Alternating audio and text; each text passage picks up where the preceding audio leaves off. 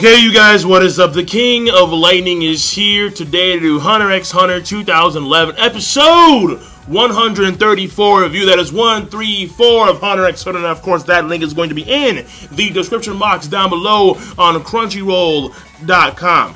This week's episode, out of all the people, out of all of the individuals who is going to be the one to reveal Komugi to the king, Wilfin winds up being that dude. But yo, man, Wilfin got that nose treatment, man. Oh, man. Like, when the king, he just turned, he said, yo, I'm hungry, and I don't want a cheeseburger. I'm coming. I'm like, yo, he wants a different kind of meat. No homo. And he's just like, yo, I'm coming, brains. And Wilfin, so scared to where instantly all the hair he had falls off, and it looks as if he's aged 100 years. Yo, the king, to say the least, is intimidating. One of the most, if not the most intimidating dude in shonen history. Alright? Well, of course, second to Raul. But the point here is this. The king finally remembers Komugi. And I did like the process by which, and I think maybe it was just me, but when I'm watching it, I'm like, I think Meruem will allow you a sentence. Like, you don't have to just say one word, Wilfin. I mean, like, that's my assumption. Like, Wilfin just assume I have one word, that's it. My first and last, one word, done. And I was like, I think you have, like, maybe a sentence. Like, I mean, have some leeway here, for Christ's sakes. No, like, one word, that's it. This one word will either kill me or save my ass. Winds up saving his ass, but still, I mean, I would just figure that'd be the case. If he had just, had a sentence in, that would, that'd be fine. But it winds up breaking Pouf at the end of the day. Pouf is broken. Pouf is, he's done. He's broken. And at the end of it, all you can do is just break down and cry. Because his envision of the king is now impossible. What he imagined the king to be, and the fact that the king ends off after Wilfin, he gets the cojones, and he finally explains how my hatred for you is because you're my enemy. The only king I'm going to follow is Gyro. Fuck you. And Meruem walks off saying, okay, fine. I hope that if you do come, you come at me as a human. And obviously, just Pouf breakdown. Because Pouf, among most of the royal guard, it's very obvious that Pouf has that chimera ant mentality. It's more grounded than the other royal guard. It's more synonymous with his being, that chimera ant mentality. And his envision of the king. And the fact that the king started off in his envision, and he seemed to be all powerful. He seemed to be just indomitable. No one could mess with him. It was even more so solidified when he performs N in this episode. And Pouf's spiritual message ability is now infused with his N. So not only can he sense where you are, he can sense all the things around him, but also he can witness, well, not witness, but he can perceive your emotions, and by doing so, sort of read your mind. So, a very godlike ability. Very godlike. So, this only helps solidify the king's position as this indomitable being. And it was already a hard thing to cope with when it came to knowing his name. The name Meruem, because again, Pouf all the time, he was all about the king not having a name. The name didn't matter because he was the king. If you went to the dictionary at some point in the future and looked at the word king, Meruem, his picture would be there. That was the entire purpose, for his being to be synonymous with the word king. And yet he had a name. And he found out that name. That was the first step. The second step, Komugi. The opportunity had arisen to where Komugi was no longer in his memory, the king's memory. Therefore, he would never have this insurmountable wall. The indomitable individual cannot have an insurmountable wall, and that wall was Komugi. Therefore, in his mind, in order to make sure that the king was to remain indomitable, she had to kill Komugi.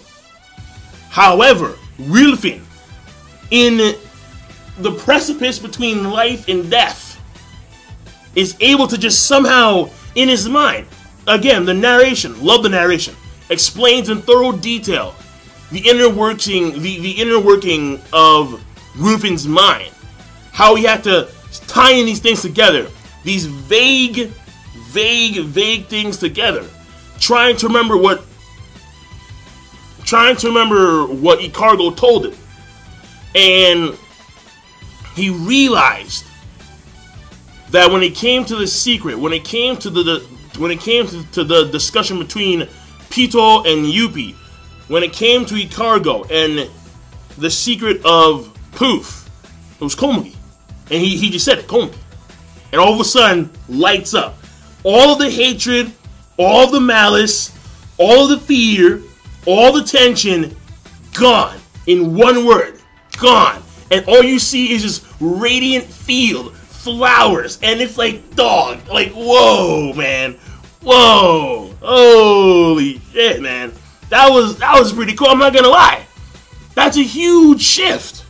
One word changes the outcome of everything. So, in fact, you know what? You could arguably say that Wilfin just saved the world. You could arguably say that. Well, to a certain degree. I mean, knowing that the poison has, you know, the poison still resides within Poof and Meruem, maybe they could overcome it. Well, Poof, no. But Meruem, maybe he could overcome it because of his vitality, and he could somehow still survive this poison. We'll see. But at this point in time, you can say that in a way, Wilfin had saved the world. So,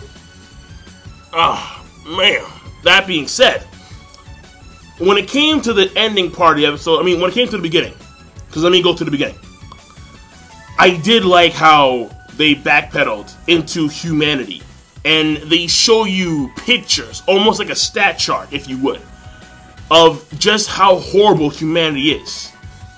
When it comes to wars, death, and destruction, when it comes to hunger and poverty, at the same time looking across the street and you have the rich and the wealthy scrounging on food, eating only a certain amount and throwing the rest of it out, where you have people on the other side of the street who desperately need food.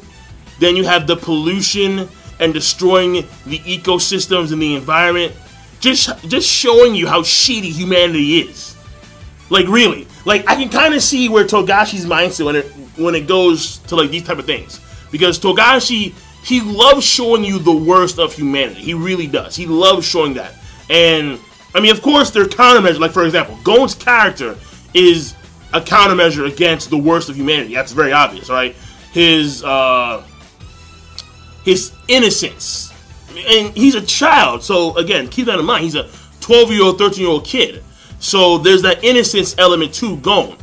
But a lot of times, even though you have this character whose innocence does not portray the worst of humanity, when you take a look at what humanity has done when it comes to, first of all, Diego himself, a terrible, terrible dictator, Bizef himself.